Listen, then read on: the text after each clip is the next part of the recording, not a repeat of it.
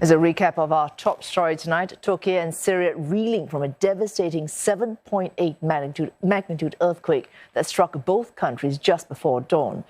More than 1,000 people are dead, thousands more injured. Well, you're looking at live pictures out of the city of Diyarbakir, Turkey, where rescuers are relentlessly working through the rubble to find any survivors. Now, governments around the world are chipping in to help in any way they can. India, Taiwan, Ukraine, Russia and Israel all pledging assistance. Well, the European Union says teams from the Netherlands and Romania are already on their way. And for more details on this international aid, Rosie Birchett joins us live from Brussels. Rosie, the EU says it has activated its emergency civil protection mechanism. Now, what is this? How does it work?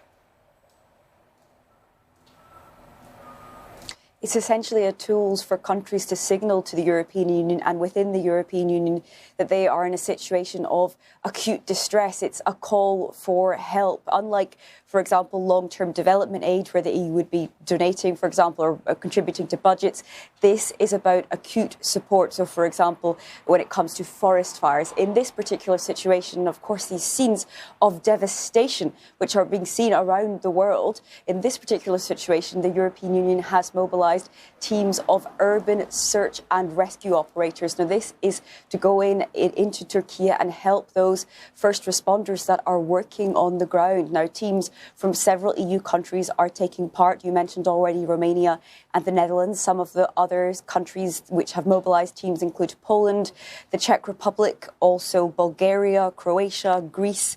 Now, those teams should be heading there shortly, some of them likely already on their way. And they are really assisting in these efforts to comb through the rubble and look for survivors as the astonishing scale of this destruction becomes clearer. Rosie, of course, not just Turkey affected, Syria as well, and not just government-controlled areas, but also rebel-held strongholds. Will it be difficult for the EU to be sending aid to these areas? Certainly more complicated than with the direct assistance which has already been provided and is being provided to Turkey. Now, the European Union says it stands ready to assist those impacted in Syria. It says that it has not received a request to activate the civil protection mechanism, which has been the case with Turkey, for example, but that it is ready to provide help. But of course, that is politically complicated, not least because of some of the areas that have been now stricken by the devastation of this natural disaster are areas in Syria which have been scarred by conflict and are home to the people displaced, for example, displaced people and refugees. Now, the European Union says what it can do is look into how to mobilise existing development aid funding for Syria and work with partners on the ground to try and channel that to those in need.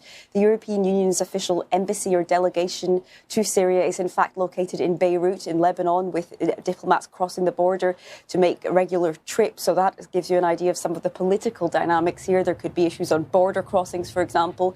The EU says it stands ready to do more and that will work with partners in order to deliver that help, usually partners, for example, including the United Nations, charities and non-governmental organisations on the ground.